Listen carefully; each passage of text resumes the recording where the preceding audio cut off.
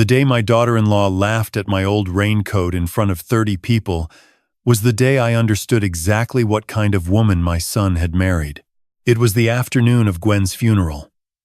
My wife of 41 years, the woman who had ironed that raincoat every winter since 1987, who had sewn the loose button back on 3 times because she said there was nothing wrong with it that a needle and thread couldn't fix. I stood in the car park of Street, Matthew's Anglican Church in Masterton.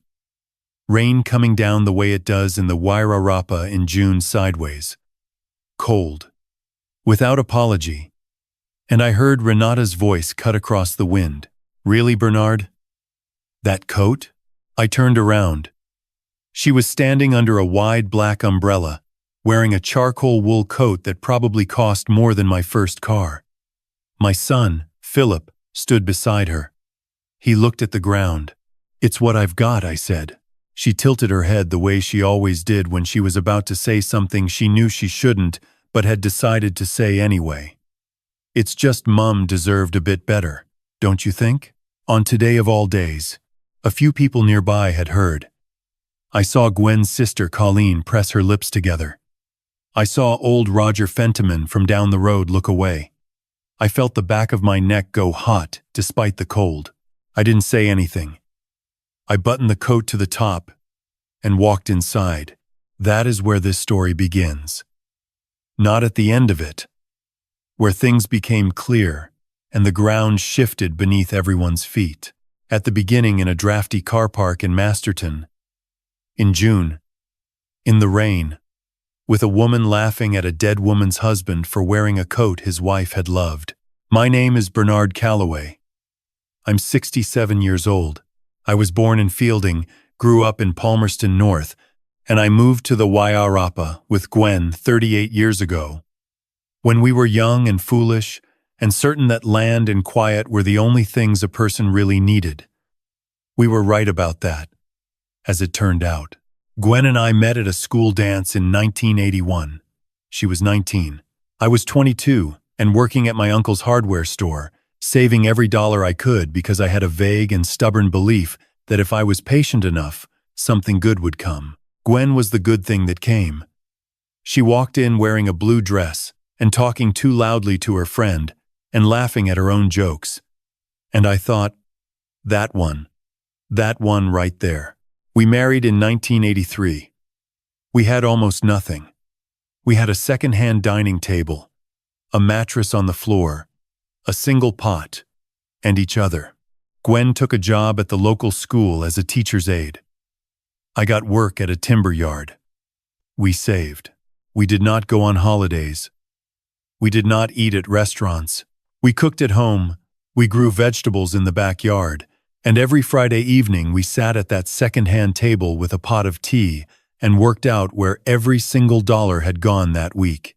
Some people thought we were struggling. We were not struggling. We were choosing. There is a difference. And it took me a long time to understand that other people couldn't see it. Our son Philip was born in 1986. He was a cheerful, easy child, the kind who slept through the night early and smiled at strangers and made everything feel manageable. We adored him. We gave him everything we could without giving him everything he asked for, which is a balance that sounds simple but is one of the hardest things a parent ever does. By the time Philip was at secondary school, Gwen and I had paid off our first small block of land. 22 acres outside Carterton. We weren't farming it seriously, we leased the grazing to a neighbor, but we owned it, free and clear. And that felt like something enormous. Like a door that had quietly opened in the night. Philip went to Massey University in Palmerston North, studied business, came back with a degree and a confidence that was mostly good, but occasionally tipped into something sharper. He was smart. He always had been. But somewhere in those 3 years, he had also acquired a taste for things that were expensive and a slight embarrassment about things that were not. We didn't talk about it directly. Parents and children rarely do. He met Renata at a work function in Wellington 6 years ago.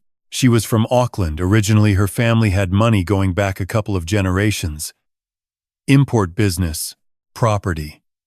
and she carried herself the way people do when they've never had to wonder whether they could afford the bill. Not unkind exactly. Not at first. Just certain. Certain in the way that comes from never having been uncertain. Gwen met her twice before the engagement. She never said anything critical to me directly, but one evening she said, quietly, while we were washing up after dinner, "She's never asked me a single question about myself, Bernard. Not one." I told her people took time to warm up. Gwen dried her hands on the tea towel and nodded. But she had a way of nodding that meant she was filing something away for later, and I recognized it. The wedding was in 2021, at a vineyard in Marlborough. It was beautiful.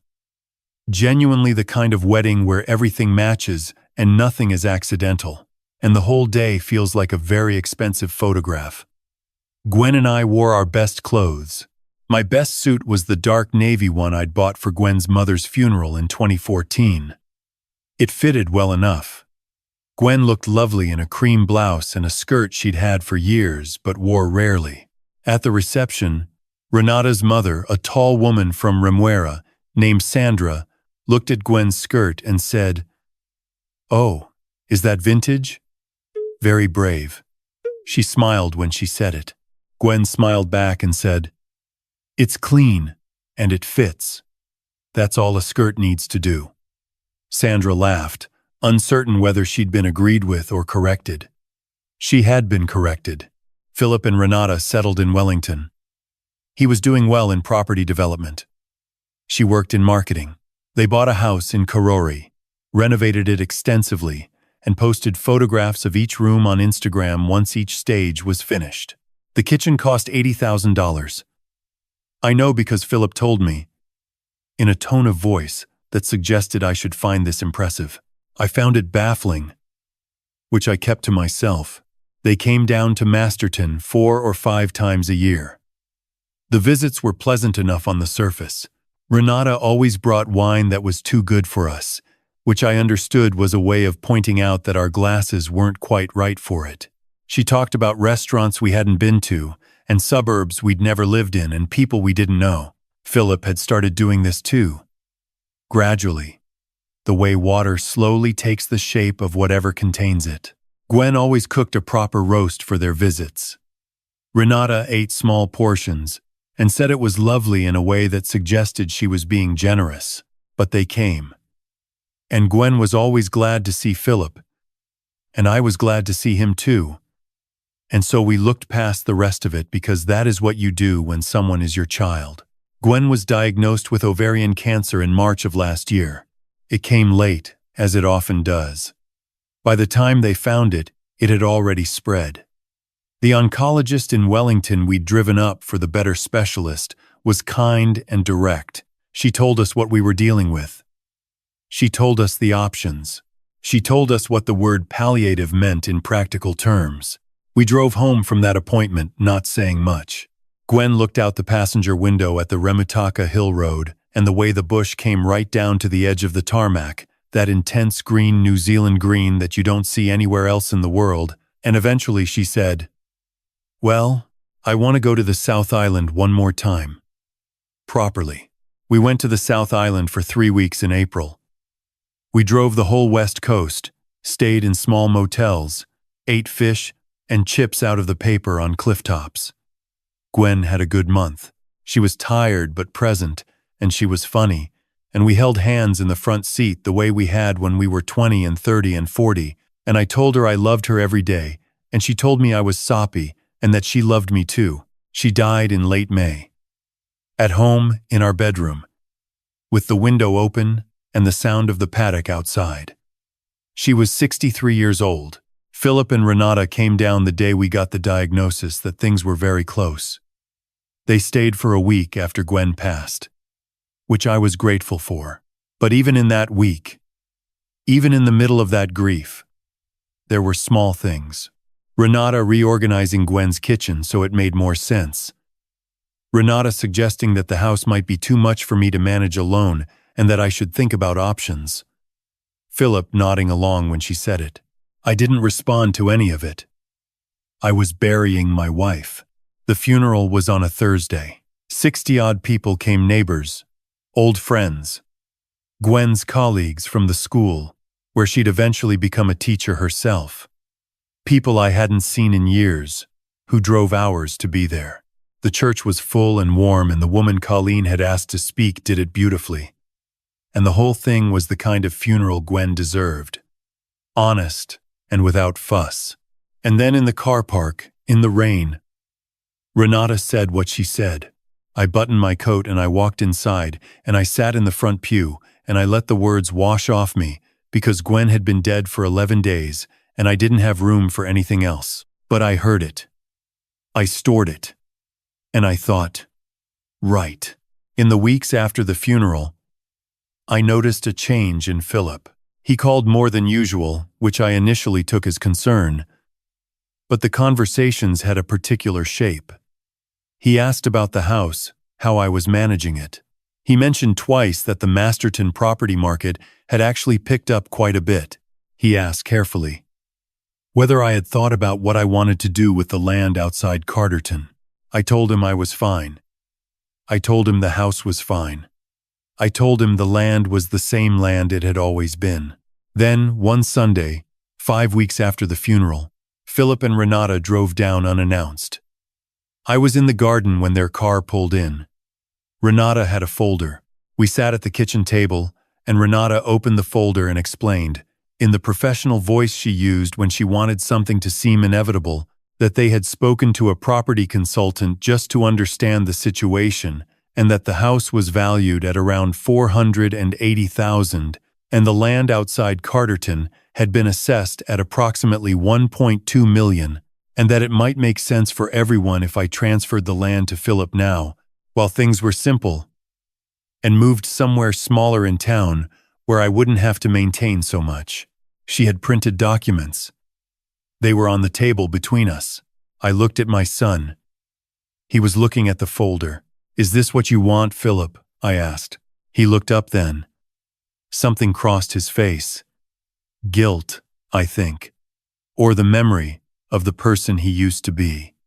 "We just want to make sure you're looked after, Dad," he said. I nodded slowly.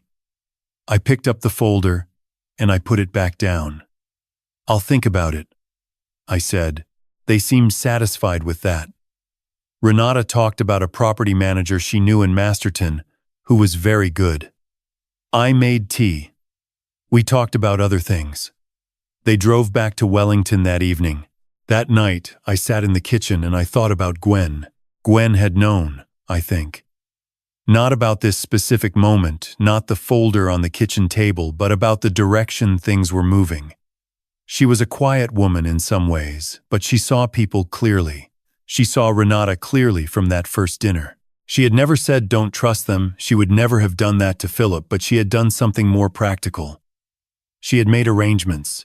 I found out the extent of those arrangements 2 weeks after Philip and Renata's visit, when I sat down with our solicitor, a woman named Marion Tuho, in her office in Masterton. I should say something here, because I know it's the thing people wonder about. How did we have it? Where did it come from? Gwen and I had been saving since 1983. 41 years. We had never earned extraordinary salaries, but we had never spent what we earned. We had bought land when land was cheap. We had held it. We had bought a small rental property in 2001 and held that too. We had invested in a simple index fund every single month from 1,998 onwards. Not large amounts, but consistent, automatic, year after year after year. We had never bought new cars. We had never renovated the kitchen. We had never had a mortgage on our own home after 2003. People see a man in an old raincoat, and they think they understand his balance sheet. They are almost always wrong. Marion put a summary on the desk and walked me through it. The house, the Carterton land, the rental, the investments. The total came to just over $3.7 million. I knew the number. I had always known the number. But sitting there in Marion's office 6 weeks after burying Gwen, it felt different. It felt like something Gwen had built carefully and quietly her whole adult life. A wall between us and anyone who would try to tell us what we were worth. Marian also gave me a letter. Gwen had written it 8 months earlier, when she got the diagnosis, and had lodged it with Marian to give to me after the funeral. I'm not going to share the whole letter here. It was private, and it was for me. But there is one part I'll say, because it matters to the story. She wrote, "Bernard, you always trusted people more than I did. And that was one of the things I loved about you. But I knew what I knew. I've made sure we're protected. Please stop letting people make you feel small. You are the most unsmall man I have ever known. Now go somewhere beautiful and eat something good, and don't wear that bloody raincoat if it's not raining." I sat in Marian's car park for 20 minutes after that appointment. I wasn't crying exactly. I was just still. The way you go still when someone has spoken the exact truth about you. Then I drove home, and I made a phone call to Philip. I asked him to come down the following Saturday. Just him, I said, without Renata. I told him we needed to have a talk about the estate. He arrived at 10 in the morning. He looked nervous. He sat at the same kitchen table where Renata had placed her folder. And I put a cup of tea in front of him. And I sat down across from him, and I told him everything. I told him what we had. The full number. I watched his face change as I said it. The nervousness went first, then something that looked like confusion, then something that might have been shame. "Dad," he said. "I didn't." He stopped. "I know," I said. "We thought you were. I mean, we were worried about you managing on your own. You brought a folder," I said. He was quiet. "Philip," I said. And I kept my voice even, because this was important and I didn't want anger to make it small. "Your mother knew people, son. She always did. And she wrote something down before she died because she wanted to make sure I understood what was happening. I'm telling you now so you understand too." He was looking at the table. He said, quietly, "I'm sorry, Dad." I believed him. I think I believed him. But belief and consequence are different things. I told him then what I had decided, with Marian's help, over the previous 10 days. The house was staying in my name. The land was staying in my name. The investments were staying in my name. I would be reviewing the will which had left everything equally to Philip and restructuring it to include a significant donation to a land conservation trust Gwen had cared about, and to Colleen, who had been Gwen's closest person in the world and who had never once in 40 years asked us for anything. Philip would still receive a portion. I wasn't punishing him. I was clarifying. There is a difference. He nodded. He didn't argue. I think in that moment, some part of him that was still the boy I'd raised understood that he had no standing to argue. We talked for 2 more hours. It was a hard conversation and an honest one, which is the only kind worth having. I told him I wanted him in my life. I told him I wanted to know him and that I hoped to know him better than I had over the past several years.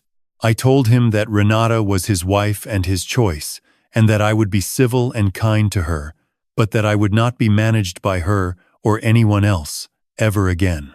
He cried a little at the end. So did I. He drove back to Wellington that afternoon.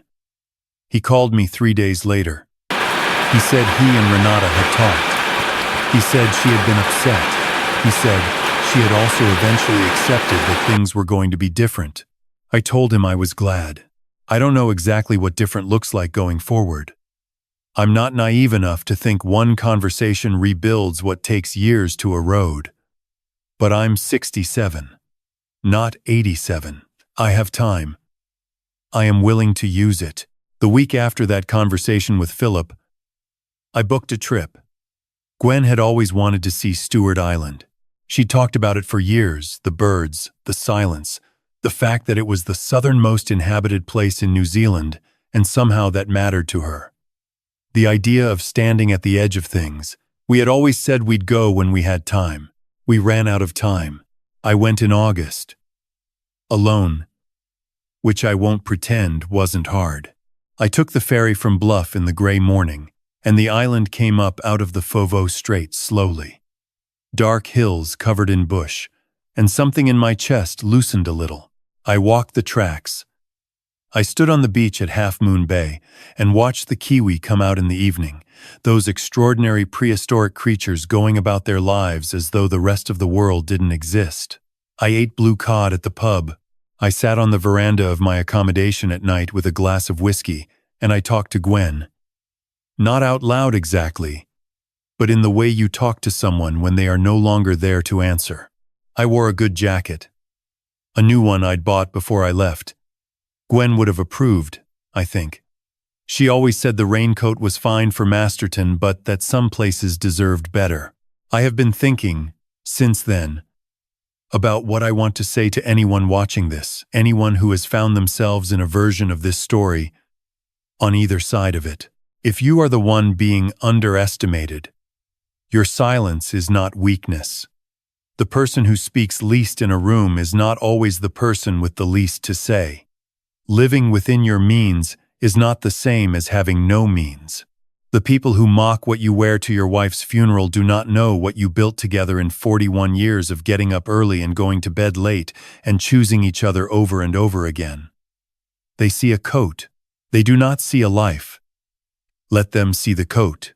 If you are the one doing the underestimating, stop. Not because you might be wrong about the money, though you might be, and spectacularly so, but because every person in front of you has a full interior life and a full history that you do not have access to.